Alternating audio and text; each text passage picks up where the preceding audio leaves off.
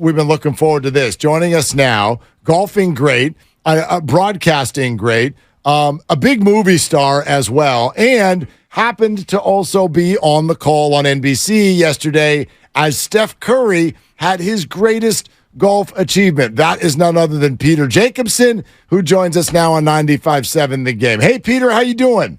Hey, good. I'm at the Reno airport, a little delayed, so if you hear some noise around me, I apologize. That's quite all right. We actually heard about this, and I decided that's like the most expensive place to have a delay ever. How much money have you lost waiting for your plane? You know, I actually played a few slots and I won about $160. Hey, so I'm up. But when I'm done with you, I'm going to go right back to the slots and probably lose $1,000. You never know. I love it. If you could swing by a Cinnabon on your way, I'm sure there's got to be one somewhere in that airport. I'm sure there is. Oh, gosh. Peter, tell us what you saw yesterday, man. Like, how do you put into context an active athlete in another sport doing what Steph Curry did over the weekend? It's amazing for me. I've done this tournament now probably 8 or 10 times. Being a professional golfer, playing on tour, and then seeing these athletes and celebrities and actors and coaches come out and put on a different hat. They want to play the best golf they possibly can, and we have a wide range of ability levels. We've got some really bad players, but great personalities, but not good at golf. And then we've got really good players at one end, one of those being Steph Curry.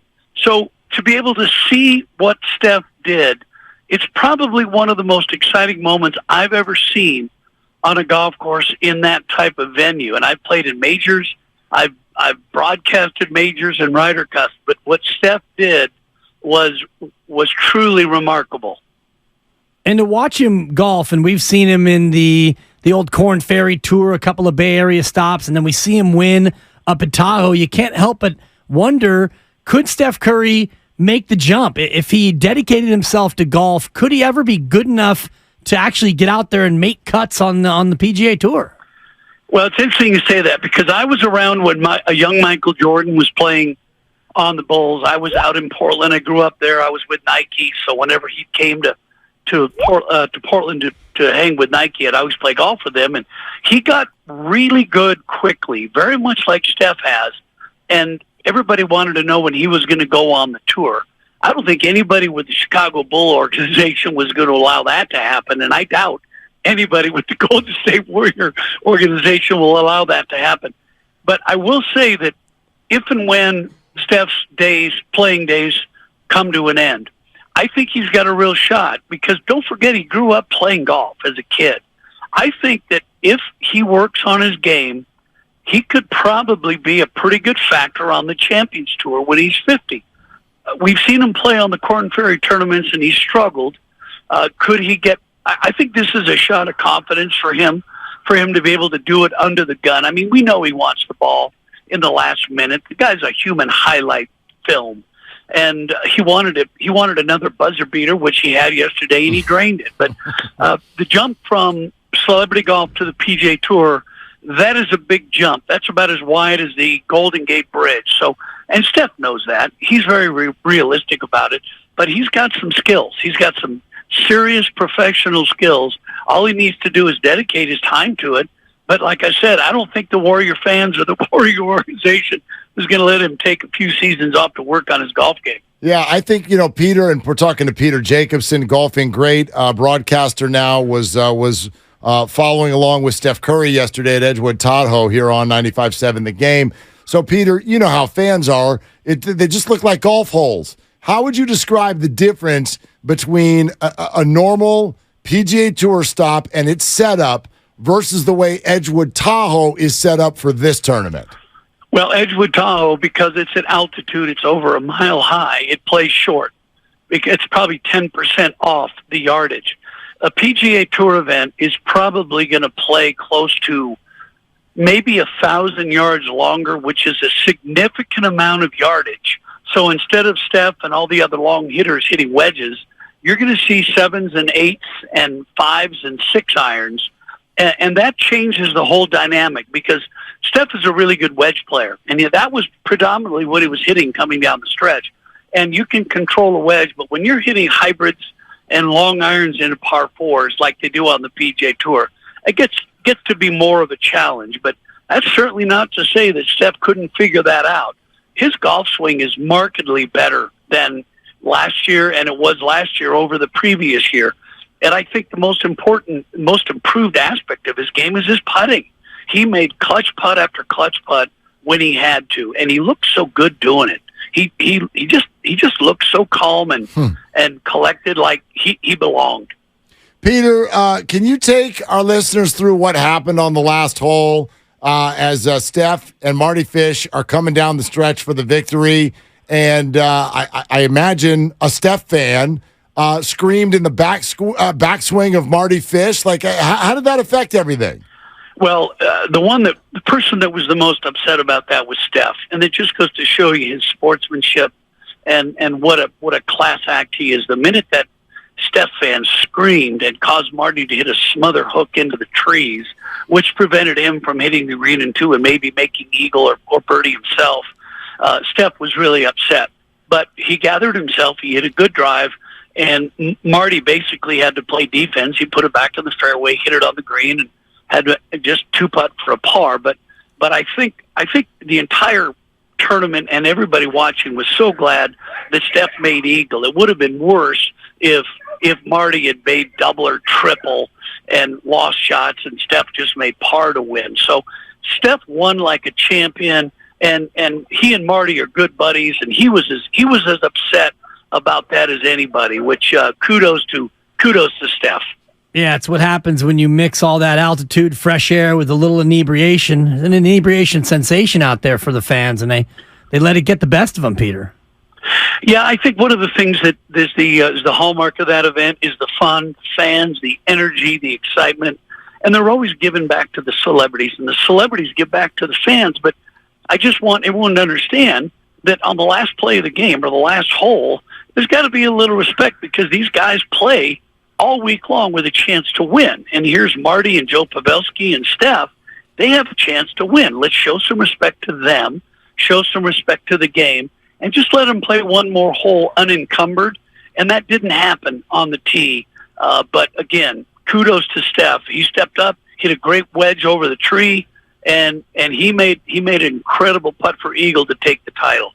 Peter, can you also give a sense, like I get what you're saying, Marty Fish, Pavelski, but the star power of Steph Curry to have what I would guess is the biggest star in the field actually win? What does that mean for the tournament? Well, it means so much. Like I said earlier, he reminds me of a young Michael Jordan. First of all, when I was with Michael a lot out in Portland, he was so kind and accepting of everybody around him. He smiled, signed autographs, and was just accommodating. That's Steph Curry. It's very rare to find a superstar with that type of personality and that warmth. That's Michael Jordan, and that's Steph Curry. So when Steph Curry comes out and he dominates the tournament, I mean, let's face it, he made eagles the first day, he made the ace on 7 the next day, and he made eagle at 4 and eagle at 18 on Sunday to win. I mean, that's just incredible. Like I said, when we came on the air on Sunday, I thought, I'm having a hard time racking my brain trying to come up with another scenario in the game of golf that was as exciting as that hole-in-one. And then now, Steph topped it with the eagle at 18. I can't even, I didn't hit a shot, but I'm still riding high with what happened. And you mentioned the ace, Peter, and that's where I want to take you in terms of how do we inject some of that enthusiasm onto the PGA Tour, because I watch each and every event. I'm a religious golf fan, a big fan of yours from many years back, and you were a guy who played with that personality. How do we get this new crop of pros to play with that Steph-like enthusiasm? What's bothering me about golf right now is it's all about money. And golf is not all about money. It's about the community of the game of golf. So many people love golf. I always made sure that whenever I had a chance to win, I'd step back and I'd think about how I came from being a junior golfer to where I am now. I have a chance to win a putt, to win a major championship on the PGA Tour. And I always smiled to myself. And when I was done, I was done with that, but now it's time to give to other people. I just don't want money to be the issue in the game of golf that drives people away. I think some of the guys today, our tour guys, take themselves way too seriously. It's just a game, and you're playing for millions of dollars.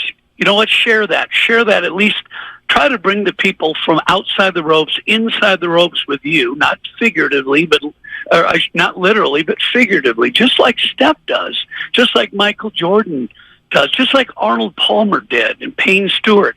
That really is the determination of the character of the guy. I think that's really well said. Peter Jacobson with us here, 95.7 The Game. Hey, Peter, why is Barkley still so bad? I don't think he believes in himself. Don't forget, he's down 65. So when you lose that kind of weight, there is a dynamic change in your swing and your impact position, which takes a little while to get used to. But Charles's golf swing is getting there. We just got to get it inside his head.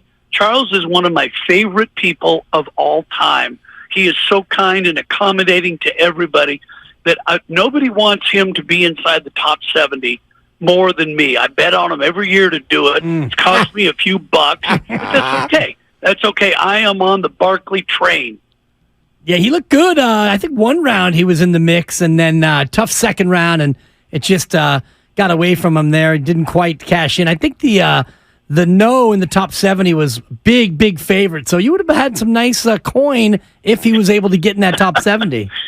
Well, as he said, don't forget, you ride the carts in the Pro-Ams, and then you have to walk in the tournament. And we're at altitude. We're over a mile up, and it was hot, and there wasn't much wind blowing, so he got gassed. A lot of guys get gassed because they're used to either running a basketball court or running on the football field. They're not used to that type of walking, constant walking like you see on the PGA Tour. Sounds stupid, just walking, but it can be fatiguing when you're walking between shots and you got to drink, you got to stay hydrated. But it's great to be able to see these great athletes and personalities cross over and play my game. And so many of them say, man, this is a lot harder game than the game I play. Well, Peter, I'm glad you won your Barkley money back at the airport there. That's a relief. And thank you. Thank you so much for hanging out with us for a little bit. You got it. You got it, guys. Thanks for having me on. All the best to you.